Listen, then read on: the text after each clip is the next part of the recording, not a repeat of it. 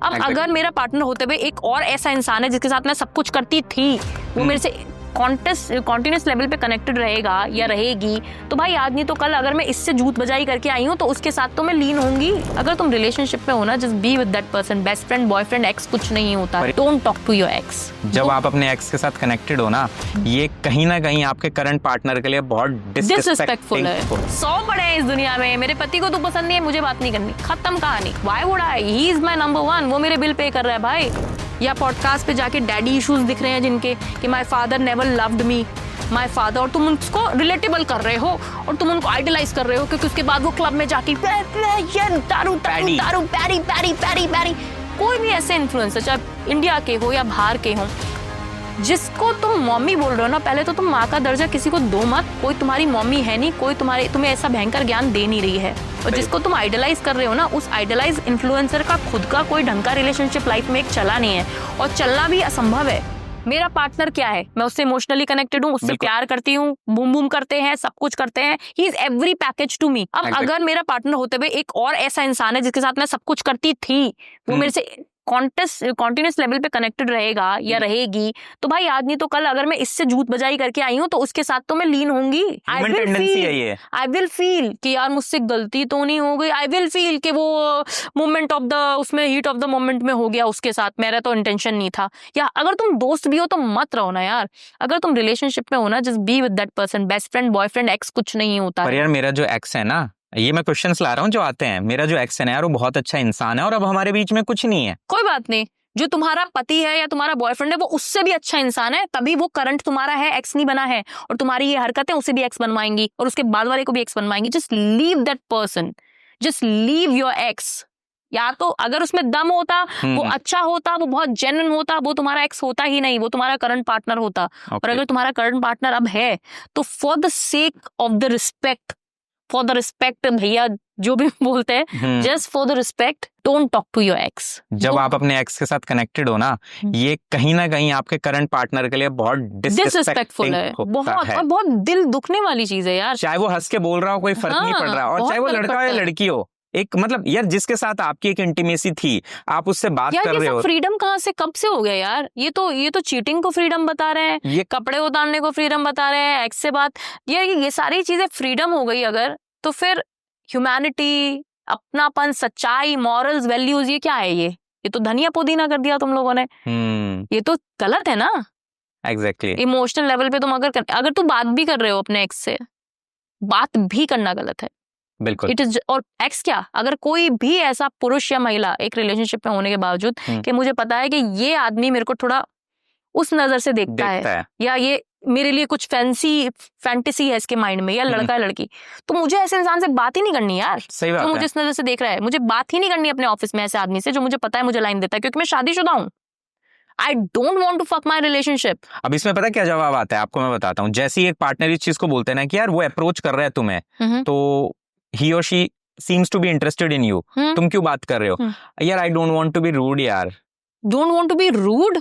ये आते हैं जवाब। यार इसका मतलब ये है, I want my options to be open यार, and I want to feel happy and you know, attention किसे पसंद नहीं है भाई? सही बात है। That is the right attention. I love the attention। ये जो स्टार्स का हम स्टारडम देखते हैं, वो भी क्या है? वो स्टारडम भी अटेंशन ही तो है कि जहाँ पर भी जा रहे हो। लड़के रोते होंगे अटेंशन के लिए, हम लड़कियों को जरूरत नहीं, हमको बहुत मिलती है यार, हर लड़की को मिलती है, हर लड़की को मिलती है। बट यार अगर तुम रिलेशनशिप में होने के बावजूद तुम्हारा बंदा अगर तुमसे ये भी बोल रहा है ना कि यार उस आदमी से बात मत करो, और तुमने तब भी कर दी, तो तुम पे छी थू और ग्लानी है। और उस पुरुष पे बेचारे पे ये है कि भाई तू गलत इंसान के साथ है कि तुझे बोलना भी पड़ रहा है। It is just once, it is just one. If it is a genuine partner, ये बात आपने एकदम सही की। एक जो जेन्युइन पार्टनर होगा ना, एक बार बोलोगे यार मुझे वो इंसान पसंद नहीं है, तुम रीजन मत दो। मत दो। मेरा पति तो मुझे रीजन भी नहीं देता एट टाइम्स, मैं भी नहीं देती उसको रीजन। और आप भी ब्याहता हो, और जितने भी ऐसे ब्याहता है जो सीरियस है अपने पार्टनर्स के लिए। सही बात है। क्यों बोले नहीं करनी बात, नहीं करनी बात, करनी नहीं है। कौन है तू? 100 बड़े हैं इस दुनिया में, मेरे पति को तो पसंद नहीं है, मुझे बात नहीं करनी, खत्म कहानी। Why would I? He is my number one. वो मेरे बिल पे कर रहा है भाई, मेरे प्लेट में खाना उसके पैसे से आ रहा है, मेरी बिजली, घर में लाइट मेरे पति के पैसे चल रही है, मेरी गाड़ी जिसमें घूम रही है वो मेरे पति EMI भर रहा है। तू है कौन जो मैं तुझसे बात करूं? निकल। यार ये एटीट्यूड जहां लड़कियों में आ गया ना, मैं बता रहा हूँ, ये 90% जो घर टूट रहे हैं ना, ये वैसे ही बच जाएंगे। यार ये अभी जो अनवांटेड टेंशन लड़के या लड़की को अच्छी लगती है ना, अभी ऐसा लगता है जवानी है यार, वही सब कुछ एकदम मस्त चल रहा है, सेक्स मिल रहा है, मौज मिल रही है, दारूएं चल रही हैं, सब ऐश चल रही है। ये डिप्रेशन बन के तुम्हारे मेंटल लेवल को, मेंटल हेल्थ की मापहन करेगी आने वाले 20 साल बाद। क्योंकि ये जो टाइम जब तुम्हें सेल्फ ग्रोथ, भाई मुझे अचीव करना है, मुझे फाड़ के देना है, मुझे अपने टैलेंट को पीक पे लेके जाना है, मुझे कुछ उखाड़ना है दुनिया में, उस एनर्जी को तुम लुक्खागिरी, लड़कीबाजी, लड़काबाजी में इन्वेस्ट कर रहे हो। एक जो लॉयल पार्टनर है तुम्हारे साथ, सीरियस है, उसको तुम टॉक्सिक, तू रेड फ्लैग, तू कंट्रोलिंग, तू खराब, तूने मेरी जिंदगी खराब कर दी, मैं तो उससे बात करूंगी, मैं तो वो कपड़ा पहनूंगी, मैं तो वहां जाऊंगा, मैं तेरा फोन नहीं उठाऊंगा, तुम ये सब कर रहे हो, just you are going to regret, because आप डिप्रेशन में जाओगे।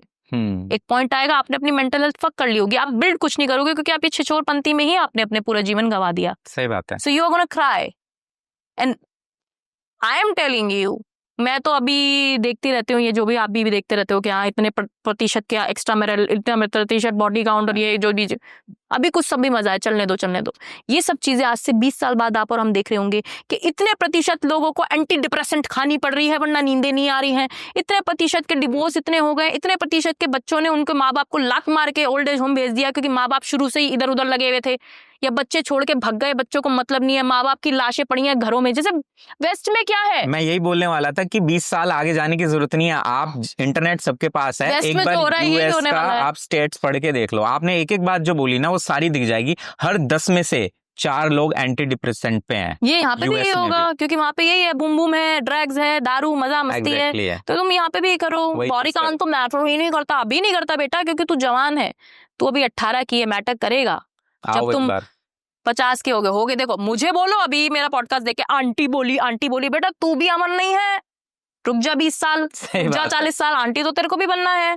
Then I am at a very good stage, पे आंटी हूं मैं, बट तेरा स्टेज बहुत मिजरेबल होने वाला है।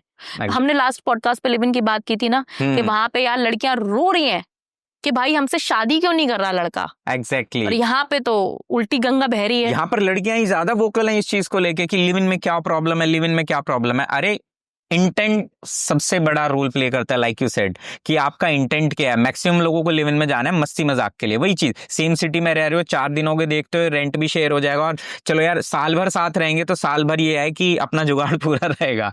इंटेंट वो है लोगों का इंटेंट वो नहीं है जिसकी ढाल में लिव इन की ये बात करते हैं कि I want to live and I want to see the compatibility this and, ये फैंसी वर्ड्स लाए जाते हैं सिर्फ शील्ड के तौर पे, रियलिटी कुछ और होती है। अभी ना यंग गर्ल्स में बहुत ज्यादा देखने को मिला है कि अलग अलग कंटेंट क्रिएटर्स पे ना उनके कमेंट आते हैं कि मॉमी। अच्छा, मॉमी वाले कंटेंट, ये आपको क्या लगता है? नहीं, मॉमी वाला जैसे लड़कियां बोलती हैं, they admire some content creator की, she is mommy, she is so brave, she is so cool. यार देखो आजकल जो जेनजी है ना, वो हर उस कंटेंट क्रिएटर को मॉमी बोल रही है जो उनको कह रही है कि just thrive in your life and break the क्या कहते हैं इसको, stigma stereotypes, break it and thrive it in your life, which is very nice in certain way।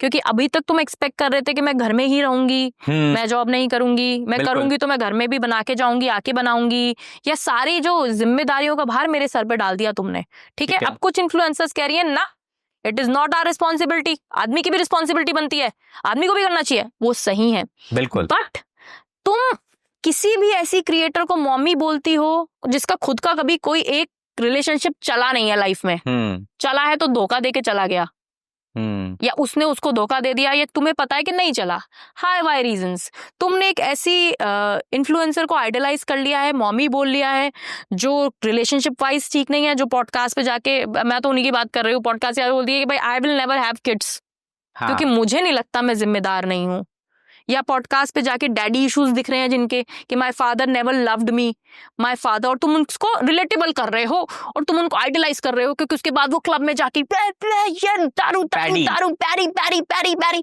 कोई भी ऐसे इन्फ्लुएंसर चाहे इंडिया के हो या बाहर के हो, जिसको तुम मॉमी बोल रहे हो ना, पहले तो तुम माँ का दर्जा किसी को दो मत, कोई तुम्हारी मॉमी है नहीं, कोई तुम्हें ऐसा भयंकर ज्ञान दे नहीं रही है, और जिसको तुम आइडलाइज कर रहे हो ना, उस आइडलाइज इन्फ्लुएंसर का खुद का कोई ढंग का रिलेशनशिप लाइफ में एक चला नहीं है, और चलना भी असंभव है। जिस तरीके के चाल चलन और वस्त्र और वेशभूषा, भाषा और तौर तरीका उसका, जिसको तुमने आइडलाइज कर लिया, भाई उसकी 50 लाख महीना इनकम आ रही है, वो दारू पी के कोई से भी कॉन्सर्ट में नाच रही है, उसको नाचने दो, नोबडी गिव्स अ उसके घर में सब मस्त चल रहा है, तू भिखमंगी हो जाएगी बहन। सही बात उसको है। मम्मी बोल के, उसकी आइडलाइजेशन को जब तू आइडलाइज कर लेगी ना, तेरा रिलेशनशिप नहीं चलेगा। नंबर 1, तेरे पास इतना टैलेंट नहीं, तेरी इतनी औकात नहीं कि तू उस लेवल पे पहुंच जाए। ना फाइनेंस है, ना फाइनेंस है। वो वहां पे कौन से क्या क्या होते हैं, सनबर्न कॉन्सर्ट या कुछ भी वो अटेंड करके नाच रही है, तू यहाँ पे पार्टी में नाचेगी। 40,000 की सैलरी है। 40,000 की सैलरी में तुम उसको अपनी लाइफ को उससे कंपेयर कर रहे हो यार। एग्जैक्टली।